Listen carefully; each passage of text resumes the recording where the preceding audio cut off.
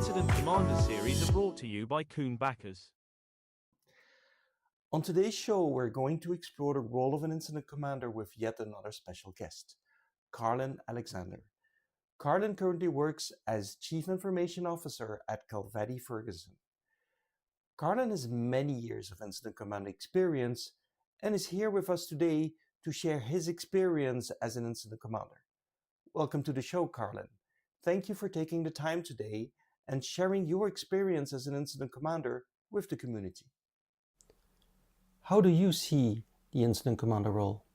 You know, when you get the phone call and you're assigned and you hit the ground running, really it's really getting your hands around the situation, getting your hands around the organization, and it's ensuring that people are following your recommendations and following your guidance. You have a bunch of people who are nervous, who are unsure about what has happened and what it means. All they probably pretty much know at the time is that they're what they've read in the news and how horrible these incidents are, and it's getting people to getting enough time to assess the situation and then to ensure that the right actions are taking place in the right order. You have a bunch of people who want to go do stuff, and that could be the worst thing that could happen if you don't know. I mean, if you're either continuing to enable the bad guy, or you're some people working to start to restore systems where you're losing valuable information as to determine the method of attack. What is the hardest part? So every customer is a little bit different. Every situation is a little bit different, but the main factor is to say that that as a company at the time SecureWorks, that we've responded to hundreds of these situations, and that there's a tried and true plan for getting companies through this as quickly as possible, and that if we're not looking to assign blame, we're looking to identify cause. We're looking to identify, the method of attack or the methods of attack, and that we need the team pulling together and helping, everybody, everybody provide their expertise so that we can get our hands around the situation as quick as possible, and then get the company back up and working. Usually at this time, the discovery is the most important element, and that's really where people needing something to do, as we talked about previously. That's where after understanding people's roles, giving people a chance to tell you what they know in their area of expertise, is giving people something to do and where they can help with that discovery, with that collection.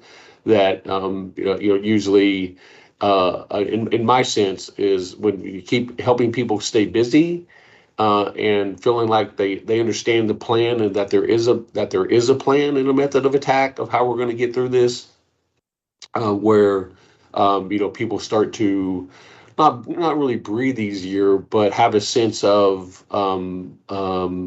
involvement, which is important, and that they're contributing. So I think that, to me, that's really the biggest thing, is identifying who key resources are, who key areas of expertise are, so that I know who to go to, making sure that they have my information and contact information, and that they feel connected to the process. Mm-hmm. So that's usually my style. And I do have one little speech, but that speech is typically to the person who's my lead point of contact, and that is that either you're following my instructions or I'm gone, because I can't be responsible for I won't be responsible for you getting hit again or getting reattacked. If you're unable to work with me and do, and it's not a dictatorship, but work with me based upon what we're seeing in the situation. And if you ignore my recommendation, then there's then we're at an impasse. So getting the real hard conversation I have is usually with one, maybe two people, and ensuring that as they go out there and support me with their masses, with their leadership, basically transferring management, transferring decision making over to me. Of course, I keep my key point of contacts involved, but at in this situation, in this firefight, it's important to have one person making decisions. Leadership challenges. Take a CIO in Ohio as an example. The gentleman was very technical, but he had a large organization, and had department heads who were much more informed. Older company. He was pretty new to the organization, and he had department heads who were much more knowledgeable and technical about the company's operation than he was. And so he felt challenged in that while he was my main point of contact, I was working directly with his department heads and understanding, and understanding, directing, and managing, managing them. And that in the day 3, he actually called me into his office and said he was going to take over the incident. That he was going to lead the meetings, and he was going to, he needed to be involved in every conversation that I was in with any of his department heads. And I let him know that, I asked a few more questions. I understood his uneasiness, and to my discredit, I should have paid a little more attention to him, and ensuring that he felt included, and that he felt like he was being, that to his board, to his CEO, that it looked more like he was even I need to give him the ability for to have the perception, his CEO to have the perception that he was in charge and that he was leading this event, although he was delegating to me. So you have those political undertones, which you have no idea going into it. You quickly find out in the in the status meetings. You quickly see the undercurrents of who likes who, and who believe which team members are competent and not competent. And try your best just to keep people focused on the task at hand and the recovery at hand. But you can't help. You can't help. Eventually, we need to address it. Need to address some personality challenges, and plus the fact that you have, by the time most of the time I hit the ground, people were at least working 24 hours before I got there, and then you get into about day 2, and then now people are running 72 hours. Some people haven't slept yet. And you have tensions are high, emotions are high, fear is high. From a standpoint of, am I going to lose my job? Is the business going to go under? There's all sorts of thoughts and emotions that are running around, and if you ignore that, you can't. You can't cater to it. And you can't let it take control. But if you ignore it, including the people's rest, physical rest, and mental health, then you're gonna have problems. So that's typically where those leaders who aren't involved. And that's what we did with the CIO. It's like, hey man, I was like, you've got a team to take care of. I said, you need to make sure that, I was like, I said, you got to make sure people are fed. You got to make sure people are rested. That's what people need to see from you, is that you're here and you're making sure they have everything they need to address this situation as fast as possible. And that includes bringing me in, to help out, and that you trust them. And I said, and I will do a better job of, working with you. And we did. We had 30-minute updates. He was quick on the uptake. And I basically said, you can't lead this. I said, or I'm leaving. I said, but you can deliver the status updates to your CEO, and I'll sit there and fill in the additional details or the additional information. I was like, but you're not taking control of this. There's other things that I need you doing, and you could be doing that would help better. And so we had the best breakfasts and lunches and dinners after that. I mean, he did a great job on taking up the mantle of feeding and caring for people. So once the ice was broken, basically you got everything settled and under control. Yeah. He sat me down and was like, I'm taking control of this. I was like, I'm not going to say his name, but I was like, what's going on here? And he goes, I feel like and I finally got him to admit, that he felt like, he had the perception that his CEO had the perception that he wasn't involved in this. And I was like, well, we know that's not true. So let's work on getting you more involved and more visible to what your your CEO thinks. And honestly, one of the things that helped him out the most was because he was there organizing the meals. He started getting more information than I was getting, and better updates than I was getting, because people were talking to him while they were eating.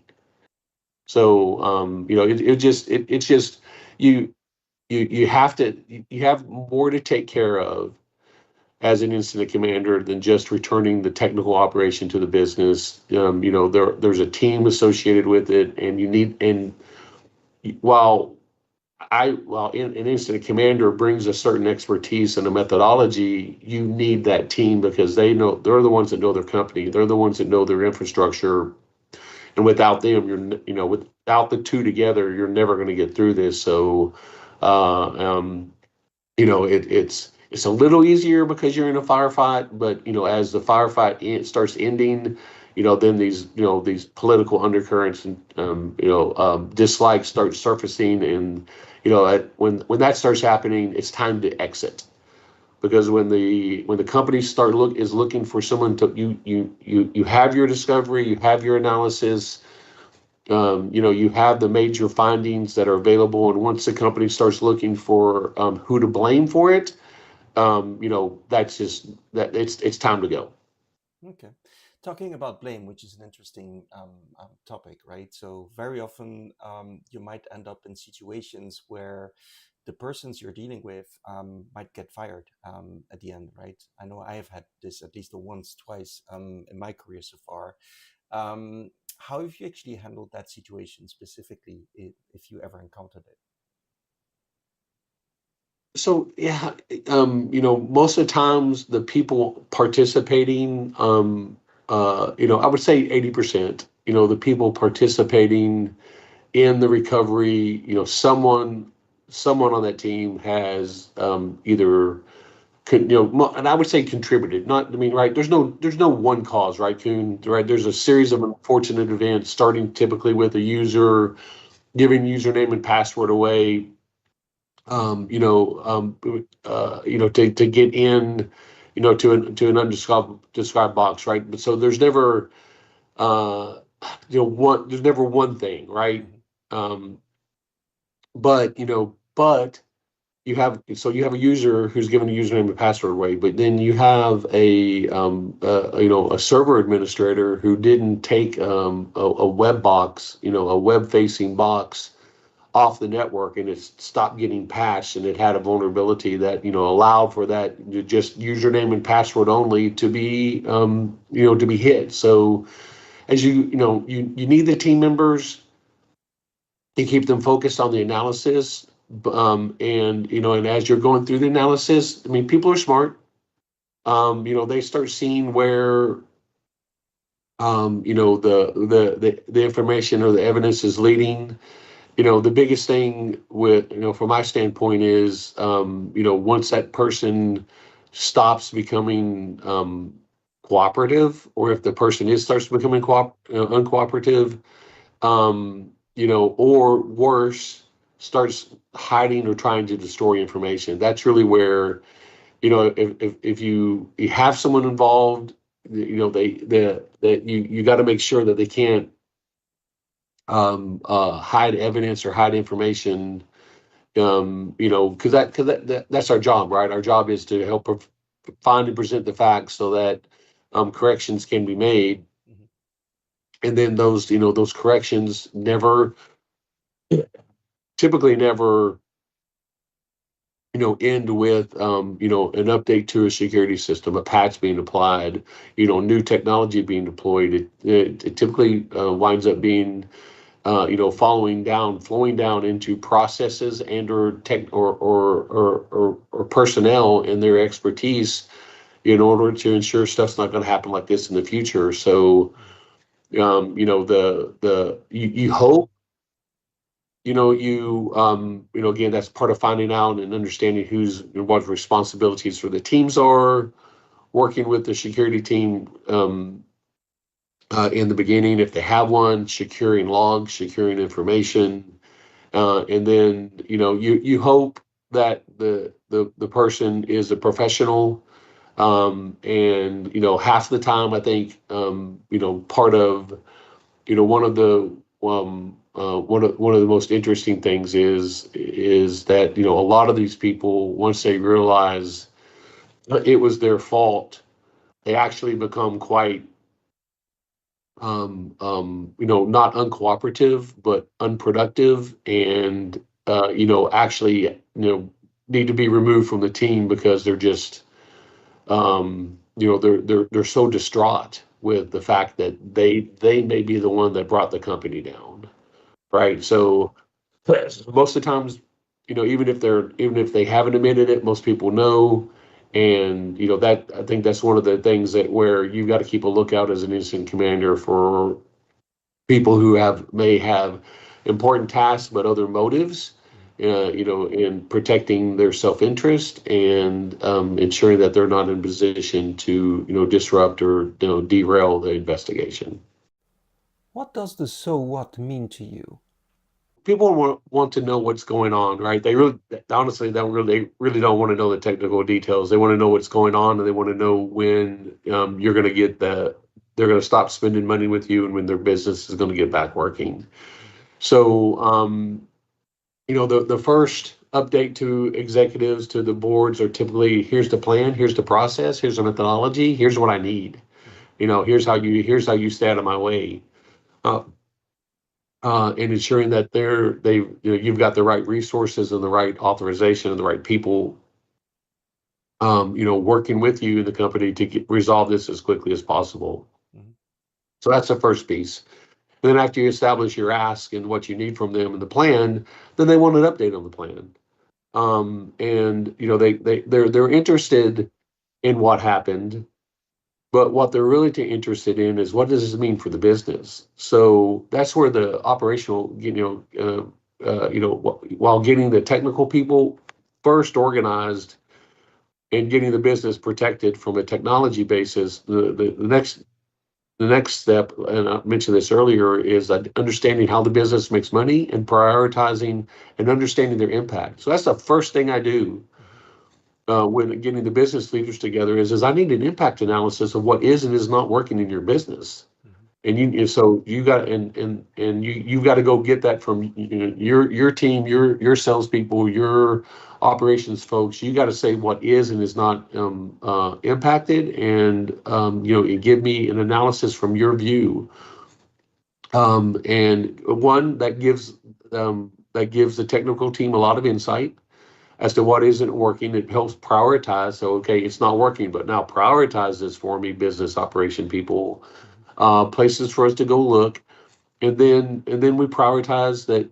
And then once we know, we know what we need and what we can get and what we have from a technical side on our logs and stuff. And then when can we secure the logs and information to get the restoration out of the way? And then after providing an update on updates on the analysis are very unsatisfying to executive people until you know the root cause. Until you can explain in as much detail as available, it's unsatisfying because all you're doing is working your plan, and that frustrates them. But if you can say where you're at in the plan, and then you can say and couple that with, well, here's what's standing in the way of business restoration, and here's what the business teams need. You kind of push the focus back on them and say, okay, we've identified that here's our impact analysis. Here's how things aren't working. Here's what manual processes, and they have these conversations themselves. Here's what manual processes can be put in place, what workarounds can be put in place, and then let's agree on priority, and then here's when the restoration is started, or when it is going to start, so that and then what we would need in order to make it go faster.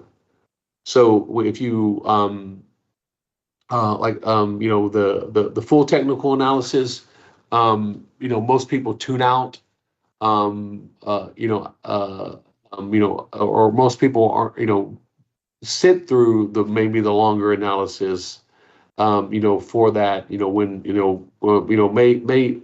may read through half the report, but most of them don't get much past the executive summary. The ones that are interested in that, you can pull them offline, explain to them. You can invite them to, updates or status meetings.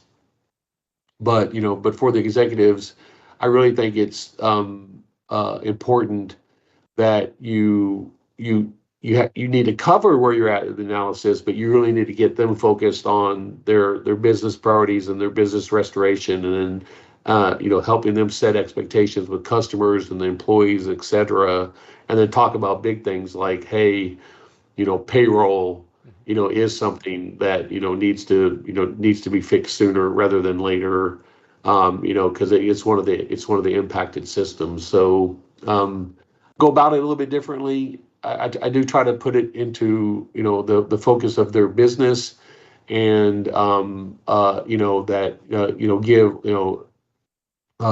the CIO or the IT director, whoever it else is, know that we're following the plan, but we're aligning to the business priorities that they have actioned, and that honestly, once they see the restoration plan, for the business, once they agree to the priorities for the businesses, once they agree to the prioritization of the restoration plan, all they want is updates on that restoration plan. And then, all the technical details and the analysis, come up underneath that, and it's a level of detail they don't want to know.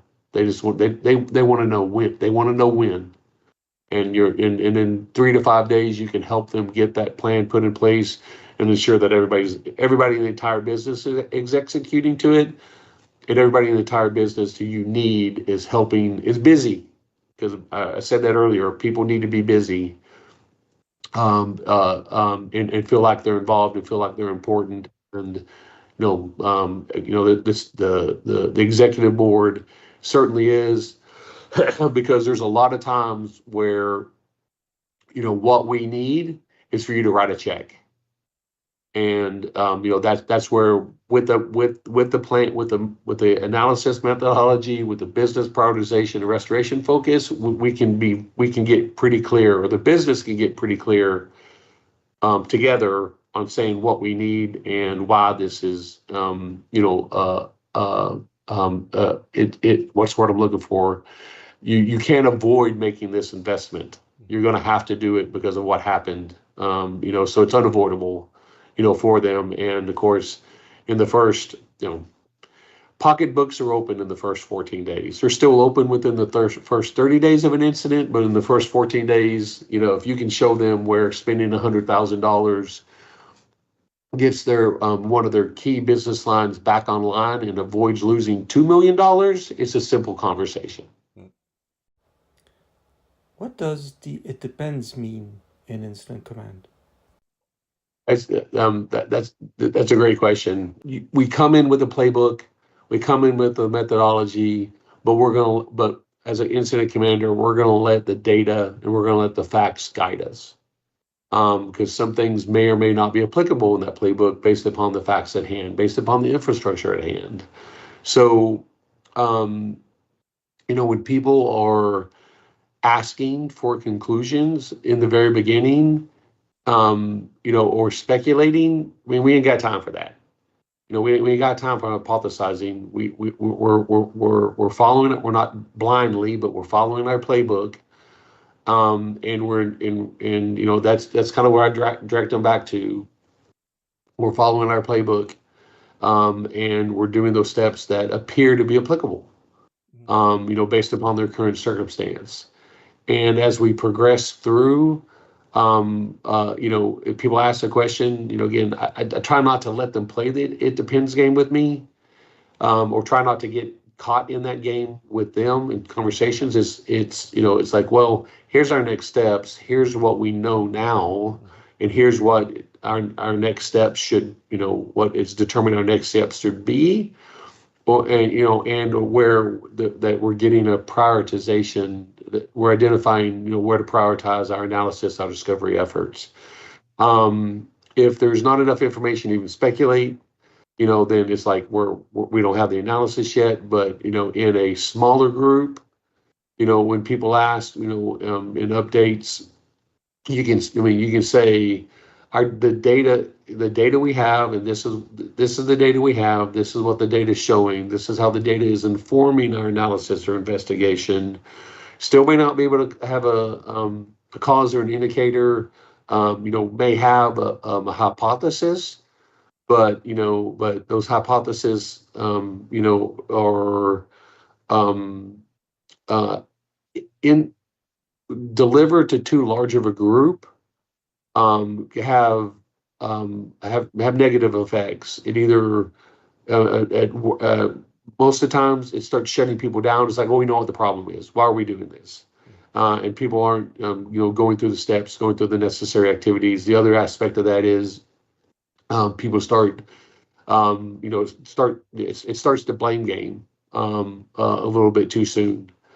So you have to be really careful with, even getting into "it depends," and saying where we're headed, and just saying where are we at on the roadmap, where are we at with the facts, where are these facts pointing us to, and then what are the steps we need to get through in order to get to a conclusion.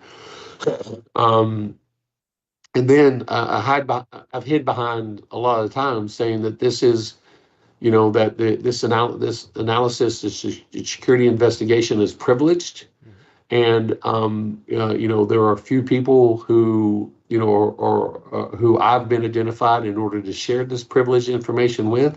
And, unfortunately, you'll need to get this information, from, your manager, or someone will need to authorize it for me to disclose this, as it is potential risk or liability for the company. So I've hid behind that a bit, for lower level people would say, hey, don't worry about it. By the time we figure this out, I mean, you'll know more about it than the general population, but it's just, you just got to give it time. You got to give information time to flow downhill. I'd like to thank today's guest for appearing on this episode. If you like this episode, don't hesitate to leave a like or comment on the various channels it is being distributed on. Also, if you have any ideas, suggestions, or things you'd like to see discussed on one of the next episodes, please leave me a message and I'll get back to you. Thanks. The